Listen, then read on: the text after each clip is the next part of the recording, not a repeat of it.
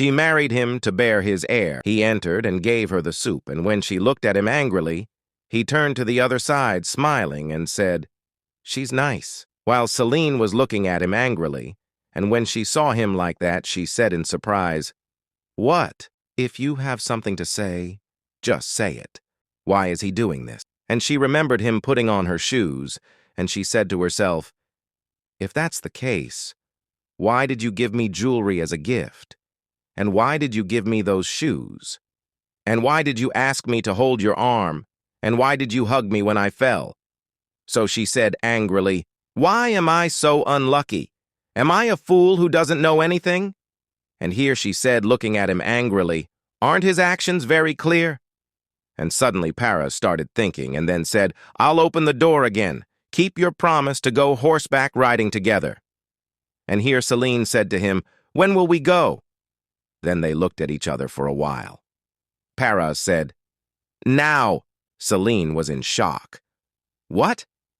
She did so and put on her riding clothes. Suddenly she said angrily, "No. Is this situation real?" She remembered how she was saying, "I was crying like this. How come you didn't ask me once if I was okay?"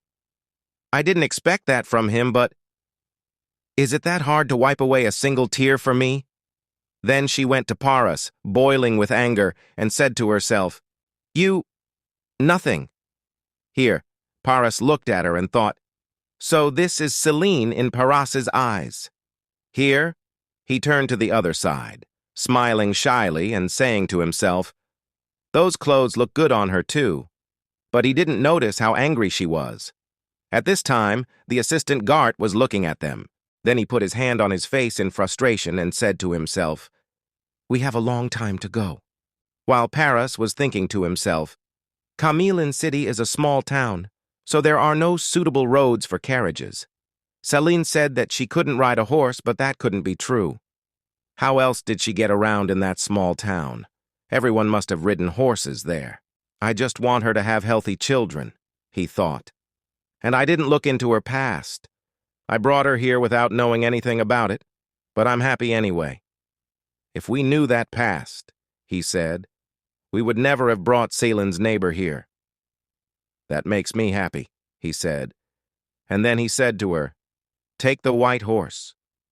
But when Celine looked at it, she said nervously to herself, "It already has so much on its back. Is that okay?" Then she said to him, "I think I would be too heavy for the horse if I rode it."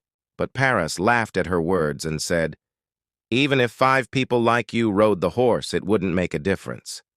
Don't worry." And so he watched her and thought to himself, what could a woman who looks lighter than a cake do? And here Celine began to say to herself, "I'm in big trouble." She was looking at the horse and thinking, "This horse is bigger than I thought. I really don't think I can ride this horse.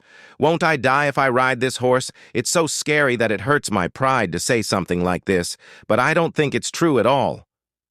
And then she grabbed him and said, "I can't ride this horse."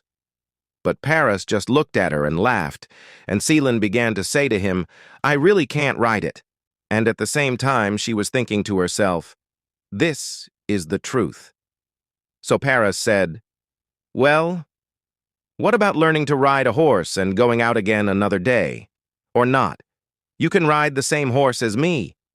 And here Celine agreed and said, "Yes." But in her head she was feeling embarrassed and thinking to herself, "What's this? Riding a horse together, doesn't that mean he's going to hug me? I shouldn't misunderstand. But he's pressing the green light.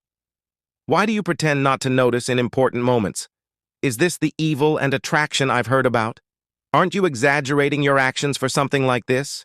So she said, feeling embarrassed, "Now that I'm ready, you should go.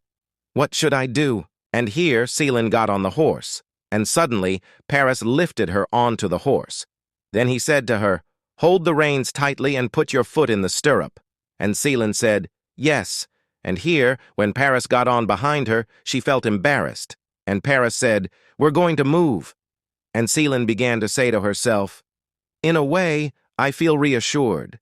Paris is the strongest hero in the novel in this world. Does that make me the female heroine? I was so angry earlier. It doesn't really matter anymore."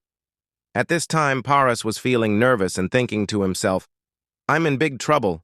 I didn't think about this problem. Too close." Then, embarrassed, he said, "She smells sweet. How can your back be so soft?" First of all, the real problem is that Seelan is wearing riding pants, and they are made of thin fabric. And here he blushed, saying, "We're getting close to each other. I mean, there's—" At this time, the assistant Jart was preparing the carriage to go after Seelan and Paras. And here Anna came and asked him, "Do you want to use the carriage?" And Jart said, "Oh yes, my master asked me to prepare the carriage." And here Anna was silent for a moment and then said to him, "When will you leave?" And Jart said, "In the evening." But Anna looked at him and said, "You're not really planning to leave in the evening without warning, are you?" And here Jart looked at her nervously. So Anna sighed and then said to him, "Go early tomorrow and you must be there by dawn." And Jart said, "Yes." And here Anna left, saying, "That's better for him too." And she was saying to herself, "That's why he hasn't gotten married yet, because he didn't understand that he needs to give Paras and Seelan some time alone." However, he was feeling shocked and thinking to himself, "Oh my God, master's orders." But when he remembered that Paras trusted Anna as much as she trusted him, he said, "I'll do what you say." "I'm sorry, master. This is better, isn't it?" And when night fell, Paras was sitting next to Seelan in front of the fire. And here, when Seelan said to him, "It's cold," Paras said to her, "Come closer." And he hugged her and covered her up, saying, "I told him to take us in the evening, but I think there's a problem." And here Seelan smiled at him and said, "It's okay. The weather is nice." And here Paras turned the other way, feeling embarrassed, and thought to himself, "Jart did well." And here Celine will explain to us what happened to them and say, "Hello, I'm Seelan. Let me explain what happened to me today. I couldn't ride the horse. So I ended up coming to La Villa Berg in Paras's arms. We arrived at a beautiful wooden cabin in the forest. And here Paras got her off the horse. And here the two of them were feeling embarrassed and saying, "Great, the cabin is great." And Paras said, "What about having a barbecue for dinner?" And when night fell, they got closer, and then Paras said to her, "What about alcohol? It will warm your body up." And here Seelan smiled and said to him, "That would be good." And she remembered how she was in her previous life and thought to herself, "When I was in Korea, I tended to drink a lot of alcohol. I could easily drink 3 bottles of soju myself. Everything will be fine, right?"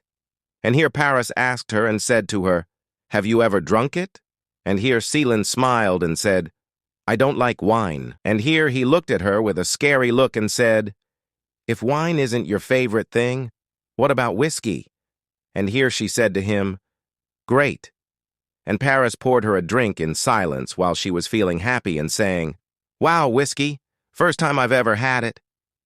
And here Paras was watching her drink and was saying to himself, "Seelan, you said you enjoyed drinking wine in your town, and the Lafon district wine in particular, which I just brought, was her favorite. It is the weakest type of alcoholic wine in the country." And he was surprised that she refused it even though she loved it. And here he said to her, "Would you like another drink?" And Seelan said happily, "Yes, it's very delicious." And here Paras say, "There are many small animals here." Seelan, "Do you mean squirrels or hedgehogs?" Paras sighs and smiles, "I mean rabbits or foxes." Paras, approaching her, "I should have prepared the bow so I could go hunting. Do you like hunting?" Looks at her silently, waiting for her response. Seelan, feeling shy and clearly affected by the drink. She thought to herself, "This is the kissing corner, isn't it?" Seelan, looking at him. Those serious eyes, and this atmosphere. Things are different than before. "Ah, I didn't want to get my first kiss after drinking. I don't have a choice." And here she woke up from her dream and got up, saying to him, "The hunt." But suddenly she felt dizzy and said to him, "I've never done this before." And here Paris held her, and Celine fell into his arms happily, and Paris carried her and looked at her, saying to himself, "I don't think you're very good at drinking. Anyway, this is not an illusion." And he began to remember, saying, "Before the wedding, on the first day, and a week after that. I don't know who, or how, or why, but what is certain is that Celine has changed." Then he imagined her like this and said, "She's definitely a witch. Maybe it's not a coincidence that I felt like I was possessed several times." And here he took her to the hut and looked at her, saying, "If this woman is a witch, then where is the real Celine? Can I find her?" And suddenly when Celine said, "It's cold," Paris looked at her shyly and began to say to himself, "I'm sure Celine wears a jacket, and she even wears an abaya. How does she feel about this?" Then he said angrily, blushing with embarrassment, "It's clear that this woman is a witch. I don't know what she did to me. What a witch!" And the day dawned on him without sleep, and he continued, saying, "Well, what if this woman is a witch? All kinds of witches in the world control empires, and at best, someone like me is controlled. It's a big problem." Then he looked at her and said, "Anything is better than that woman. However, I must find the real Celine." And here he heard a voice outside and said, "Neighbor, it seems you finally arrived." And here when Celine woke up and got up and didn't find Paris, she said in shock to herself, "Did I wake up too late? Where did Paris go? He wouldn't leave me behind, would he?" And here she left the room and heard Paris say to his neighbor, "Since before our wedding ceremony, and after that, I've been looking for any witches or sorcerers." And she came in surprise and said, "Why witches all of a sudden?" And here Paris said to him, "I think Celine was switched on our wedding day. We need to find the real Celine." And here when Celine heard this, she was shocked, while the neighbor said, "Impossible. There is no sign of a break-in at the palace."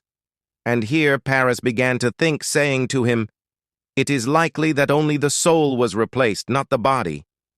And if we find a sorcerer or shaman in the palace, with their help it will be easy to find the real Celine." And here Jarrett noticed Celine and said, "Your Majesty, here you are." And here she came out to them, looking at Jarrett, and Paris said to her, "This young man is Count Jarrett Hein Orgus. You will meet him often, so be sure to remember his name." And Jarrett said, "We've met before, haven't we? Anyway, it's an honor to meet you."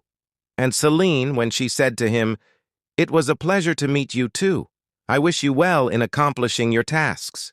And here Jarrett suddenly turned to Paris and looked at him as if to say that he was right about her not being Celine. So Paris began to say, Jarrett and Celine may have already met before in their hometown, and he was the one who brought her in the first place, and they had talked several times before the wedding ceremony. So, why is he acting strange now? There's no need to think about that anymore.